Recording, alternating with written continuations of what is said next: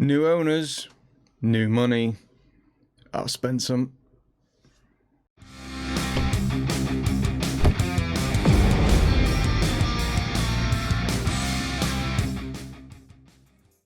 Hello guys and welcome to Dreaming is Possible here with Chesterfield. Yes, I've spent some money, not broken the bank. I spent 12 grand is all I've spent on this guy, Dan Matsuzaka.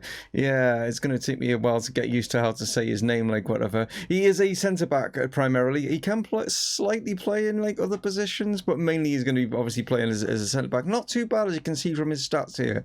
So yeah, the board weren't too happy though, because I've had to pay him 500 in wages, which is a little on the high side, like, you know what I mean, to the rest of, like, you know, the players at the club. But 21 years of age, I think he's got a lot of potential going forward, and hopefully, fingers crossed, he is going to like fit in really well. Right, what's been happening since the last time I obviously joined you guys? Well, we played 3 games. We left it, didn't we, like, you know what I mean, with Barnet and Hartlepool after a fantastic result. We then continued that win because we played Barrow, and we then put ourselves top of the actual league. We were top of the league, but only for a short time because we came back down to earth in a very disappointing game against Wrexham.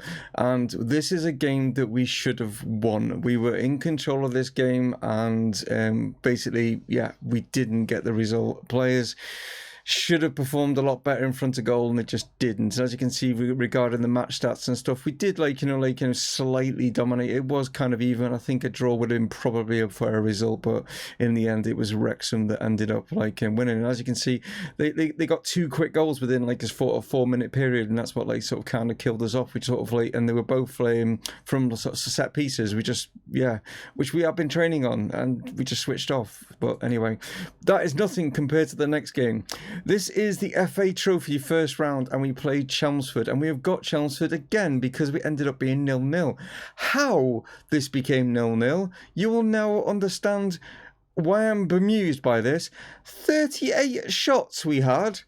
38. Yeah? Not 3, not 8, 38.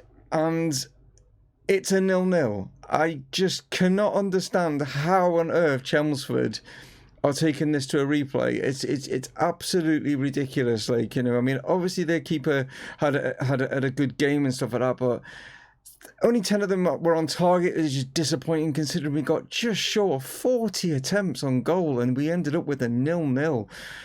Unbelievable. But yeah, that is what is coming up in today's episode. We have got the replay, which we hopefully will get past, and then we've got Fylde as well in the league. We are now sitting 3rd in the actual league, but it's not all doom and gloom. We are literally a point off Barnet and Barrow, so we're right in there. But the 3 of us have given ourselves a little bit of a gap to Ebbsfleet. But yeah, we should be sitting on that top still because of that Wrexham game. But anyway, not to worry. And like I say, we have got Fylde, which is down in 16th later. But first, we need to get past Chelmsford in the FA Trophy.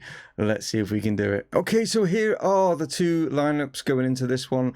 Maybe slightly different to what you would normally imagine because obviously it is like this FA Trophy. So we've got Jalal is going to be in goal. We've got the new signing Matsuzaka is going to like start alongside Maguire at the back. We've got Tom Denton is up top, McGlashan coming on the right side, Bachigarber on the left, and we haven't got our captain. He's not fully fit, so O'Hanlon is going to play at left back with Maguire taking the captain's armband for this one. So then, how many attempts are we going to produce in this one? Hopefully, fingers crossed, they hit the back of the net this time, because like that, I can't believe that 38 attempts, and I probably still will keep going on about it.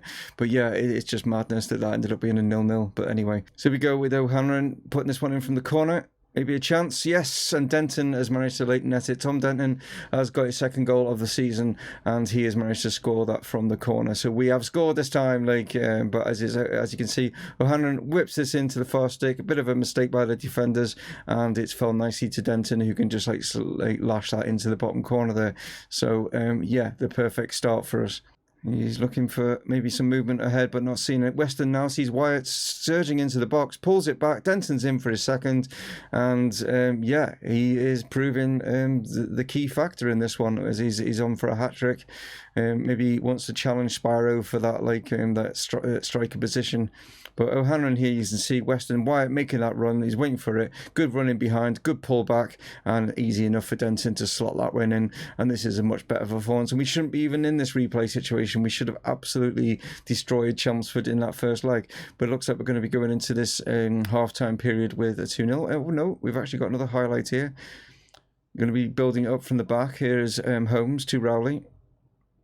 Only looking for anyone. No, Holmes now looking for maybe Denton to make the run. Didn't make it. So Holmes pushes forward. Here's O'Hanlon looking to go down this side. Still going to go. He's not going to make a challenge, so he's going to keep making a run. Plays it into Garber. Garber surges into the box nearly. As a pop, doesn't get through. Rowley comes back to O'Hanlon, and O'Hanlon has managed to squeeze that in at the near post. Somehow, the keeper, I don't know what he's done there, but yeah, we are 3-0 up in this first half, and this is just bizarre. Like, you know what I mean? How was this not the result in the first, like, you know, sort of like match?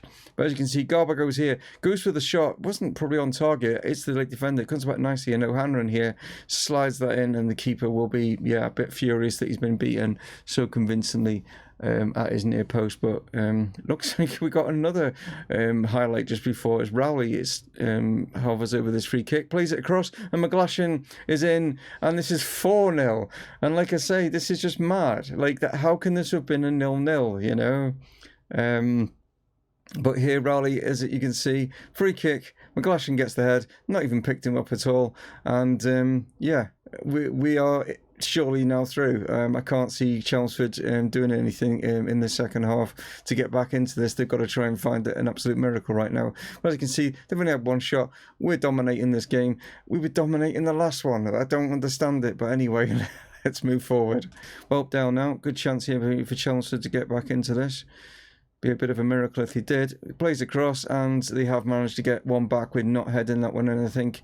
And Jalal, yeah, reason why he doesn't play as our first choice goalkeeper. As it comes across here, knocked back. Spillane knocks it in, and not with the header, and that's poor keeping, really. It's headed straight at him. How's he not kept that out? So a couple of changes before this corner. We've got Buchanan is the captain, the actual club captain, going to be coming on with O'Hanlon looking the more tired of the players we've got, and Mandeville's going to come on because Patrick Garber is not having the best of game with a 6.6 compared to the rest of the players that are out there, so that's the reason for those changes. Buchanan now with the throw. Here is Rowley. Tries to play it back to him, but Buchanan wasn't expecting it. Holmes now to Rowley. Goes alongside, and McGlashan's got his second. Yeah, it's gone to the far side. I meant not long side. I don't know what I'm about there, but yeah, to the far side. McGlashan, I don't know if it's another header, but he's managed to get in there, and he's got his second, and he's also on for a hat-trick. So Denton and McGlashan both on for hat-tricks here, and it's been an absolute dominant performance in actually finding the back of the net, which we should have done, like I say, in the first game. We wouldn't be into this scenario where we've got a replay. So there we are, full time. Not as many attempts as what we did in the initial one, but the fact is that 5 of them hit the back of the net. Much better, 23, 10 of them on target, and yeah, we should never have even had to have had this replay. We were much the better side, you know what I mean, and we proved that with a 5-1 result. So into the next round, we have been drawn against Yeovil in the next round. Now the board are expecting us to get to the 4th round of this competition. We're only at the 2nd, so we've still got a way to go. And this is an interesting one, a decision for extra time, like whether we want to have extra time as a thing. I didn't even realise this was an actual choice you had, but don't really want an extra time because it's going to tire out our players, so we'll say no. So a couple of days to go, and we've got Fylde. That is what is coming up, guys. So obviously with only being 2 days, it's December, there's always like a lot of games in December. It's only 2 days in between, so we've got like a little bit of a fitness issue and stuff like that. It's why we're having to play Weir at right back. Sutton's going to have to play at centre back as well, because like I say, fitness of players and stuff like that is struggling, and Weir could be a problem because he's not up to match like sharpness as well. He's 48%, it's not brilliant, so that could cause us a problem here. We have brought in players back in, obviously Spyro's in, Mandeville, Buchanan's in, in, Yarney's back in fact, what have I got? I just noticed Jal that needs to be Coddington in there, and he needs to be on the Superkeeper. That's what it is. Going to be interesting to see if Fylde got an opportunity here, because like not even the players that are out there, like you see like Jack Holmes is like a little bit of a struggle, like with regards to fitness and stuff. It's not massively problems. I mean, it is still like 90% like, you know what I mean, but you always want them to be like around about 100% would be ideal. But yeah, it just when you get them like too low on like fitness, it can cause injuries, so that is a big concern. But anyway, enough of that, let's get into this. Let's hopefully get ourselves another 3 points. Yeah, get my words out as well, that'll help. Trying to win the ball back, we're putting good pressure on them, but they are keeping on to this ball. But Weston now has stolen it, but unfortunately, but actually they've kept that in, and McGlashan is away here, and he's going to get challenged. Is he? No, he's gone surging into the box, and he's instead of pulling it back, he should have pulled it back into the middle to Spyro, who was waiting. He went for the glory, fires it wide. Long ball out here, should get there. No, Morris has actually got there. Buchanan like stayed off a little bit, should have challenged it a bit better.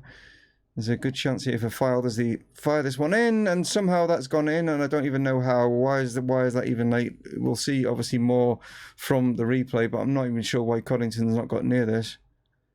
Morris comes here, trying to like win the ball back off him. Comes back to Forbes, hits this, and Coddington just makes an absolute hash of it, an absolute mess of that. He's got his jump all wrong, and that is just poor goalkeeping from Coddington there to let that one in, and Fylde are now leading, and there's another opportunity for them to extend that lead from this corner, and they've just hit the side net in there. But I mean, initially we did well to defend it, but I'm a bit disappointed with the way that Coddington let that goal in. Here comes Morris, surges in, and the 2-0 up as Rowe has managed to like get in ahead of who is that there? That is Yarney. He's got ahead of not good defending. The fact that we're like losing 2-0 is poor. Again, Morris not being sorted out by Buchanan. Getting a little bit annoyed with Buchanan, to be honest. But how on earth is he getting in there? I mean, he's not even attempting. I mean, there's no point like in throwing your arm about and is it to say like, oh damn it, like, you know? I mean, he's onside, and you've just not even challenged that ball. You've just let him like swing his leg at it. That's just terrible. I'm gonna demand more. See if that can sort them out here. But again, only one shot on target. That is what has been really poor in that first half, and that two just as we're going into half time. That is what is letting us down, and also our defence is letting us down. It's been really, really poor. So it made a change. We're just not doing anything. I mean, I'm not saying like he's been the one to blame, but he's not having the best of game, which we didn't expect anyway. So I can move Sutton out into this right back spot. It's not going to ideal, but Maguire has now come on, and hopefully that can give us a little bit more stability at the back, because that is what has been letting us down right now. So see if we can come out in the second half and do a lot better. I have like, you know, slammed them in that team talk at half time, but hopefully they can come out and do a lot better in the second half. Chance here for Mandeville to whip this one in from this free kick. And there's a chance, and we are back in this as Yarney, I think it is made up for letting their goal in, has now like, you know, got things back, and has managed to get us something in from that far side. He's come in here, and yeah, he's beaten their defender this time. So yeah, that's good to see that he's made up for the error that he made in that first half. Just like querying a little bit of offside there, but no, it was onside.